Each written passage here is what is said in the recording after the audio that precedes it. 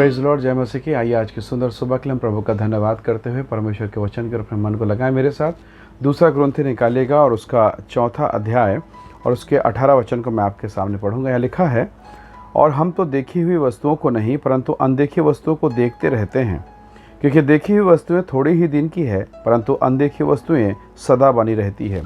Praise Lord, hallelujah.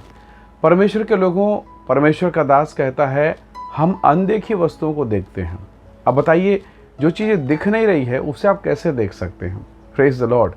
हम में से बहुत सारे लोग भविष्य को देखते हैं। भविष्य हमने देखा नहीं है पर हम उसके तरफ आशा से भर कर हम देखते रहते हैं। हम धन जमा करते हैं, हमारे बच्चे बड़े होंगे, उनका मकान होगा, उनका घर होगा, उनकी शादियाँ होंगी, बच्चे होंगे। हमें दिखाई नहीं दे रहा है पर अभी बच्चा छोटा है, परंतु हम भविष्य को देखने की इच्छा जरूर करते हैं। परमेश्वर के लोगों, यदि आप कभी आँख के अस्पताल में गए, कभी चेक कराने गए हैं, तो आपको एक चीज़ जानकर बड़ा ताज्जुब होगा। अक्सर, ये सबके लिए नहीं पर अक्सर ऐसा होता है कि जैसे जैसे उम्र बढ़ती है, पास का जो देखने का जो रेंज होता है वो थोड़ा सा धुंधला होता, कम होता है, और दूर की दृष्टि समय के अनुसार थोड़ी बहुत ठीक होना शुरू हो जाती है। मतलब ऐसा कि जैसे जैसे उम्र बढ़ता है ये परिवर्तन दिखाई देता है। वैसे ही जब आप मसीह में धीरे धीरे बढ़ना शुरू करते हैं तो जो धुंधला है, जो अदृश्य है, वो आपको दिखाई देना शुरू हो जाता है। पौलुस कहता है हम तो अनदेखी वस्तुओं को देखते रहते हैं। Praise the Lord. इब्राहिम के जीवन को जरा देखिए। जब परमेश्वर ने उसे बुलाया, जब परमेश्वर ने उसे आवाज़ दी, तब वो 75 साल का बूढ़ा है, कोई संतान नहीं, पत्नी बांझ है, स्त्री धर्म बंद है, और इस पर परमेश्वर ने कहा मैं तुझे एक वारिस दूंगा, तुझे एक बेटा दूंगा। और उसने उस अदृश्य वस्तु को, उस अदृश्य पुत्र को देख लिया, विश्वास किया और निकल पड़ा। और परमेश्वर के वचन में लिखा है यह उसके जीवन के लिए धार्मिकता गिना गया।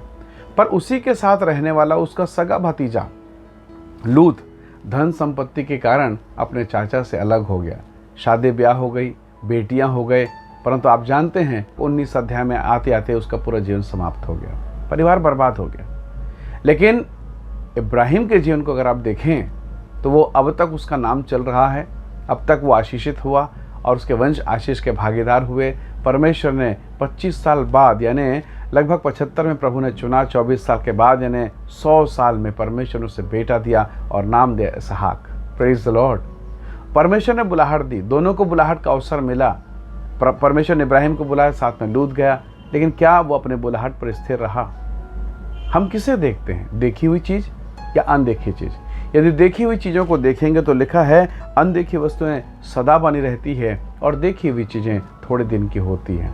प्रभु यीशु मसीह ने अपनी सेवकाई में 2 लोगों को बुलाया, यहूदा इस्करियोती को और मत्ती जो चुंगी लेने वाला, दोनों को बुलाया। दोनों एक अच्छे संभ्रांत परिवार से, दोनों को सेम बुलाहट दी गई, दोनों को प्रेरित बोला गया। लेकिन अगर आप देखें तो दोनों के जीवन बड़ा अंतर है। ये पैसों से खेला करता था, मत्ती चुंगी लेने वाला है, और जब यीशु की बुलाहट हुई तो पैसे, धन संपत्ति, मान सम्मान सब छोड़ दिया और यीशु के पीछे हो लिया। पर वहीं इसके विपरीत यहूदा इस्करियोती 30 चांदी के सिक्के के लिए यीशु मसीह को बेच डाला।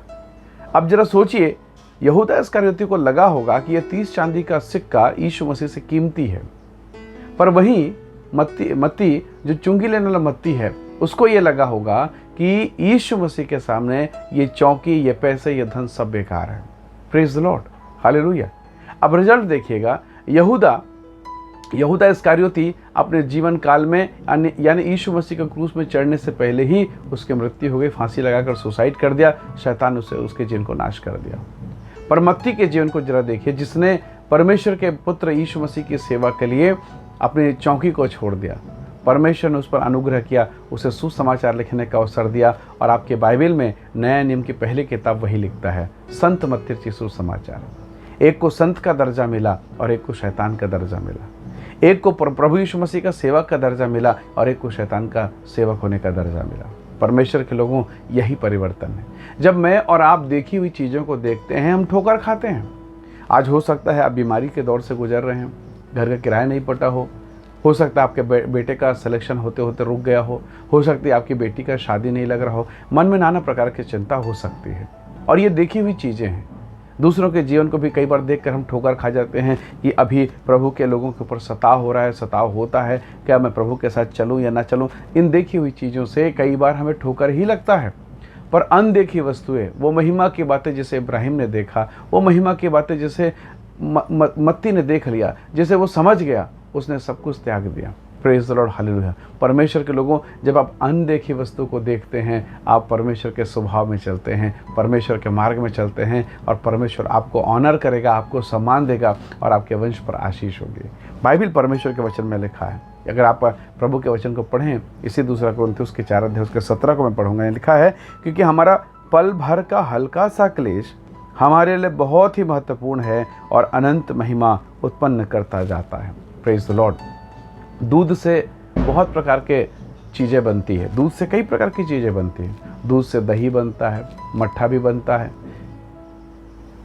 हाँ, पनीर भी बनता है, घी भी बनता है। ये सारी चीज़ें हैं। सबका निकलना एक जगह से है, यानी सब दूध से ही निकलते हैं, सब दूध से ही बनते हैं। अब जरा सोचिए कि दूध का कीमत क्या है। मट्ठा, जिसको हम आम बोल चाल की भाषा में मही कह देते हैं, उसका कीमत कितना है, और उसी से बना हुआ पनीर का रेट कितना है, और उसी से बना हुआ घी का रेट कितना है।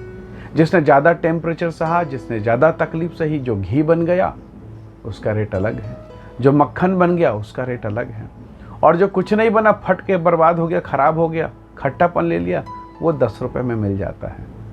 परमेश्वर के लोगों, जितना आप सहेंगे उतनी आपकी आत्मिक दृष्टि साफ साफ होगी। जितना आप प्रभु की उपस्थिति में रहेंगे, जितना आप उसकी मौजूदगी में रहेंगे, आपका मूल्य बढ़ेगा, आपकी कीमत बढ़ेगी, आपको प्रभु सम्मानित करेगा। इसलिए परमेश्वर ने इब्राहिम को सम्मानित किया, बुढ़ापे में 100 साल ने बेटा देकर।